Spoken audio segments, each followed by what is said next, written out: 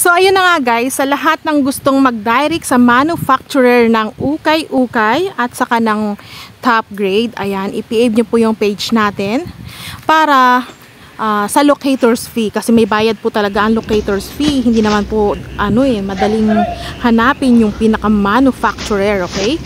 So kasi karamihan dyan guys, mga seller lang.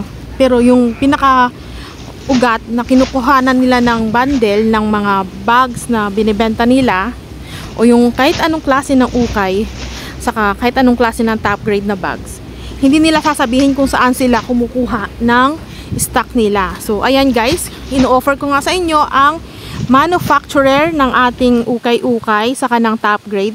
Available yan sa page natin na Yuki Alex Vlogger. I-PM nyo lang ako at bayaran nyo yung aking locators fee. So makikita nyo naman guys na magaganda, at ikaw po mismo ang magko-customize kung anong order ang gusto nyo. Gusto nyo ba yung branded? Gusto nyo ba yung mixed branded?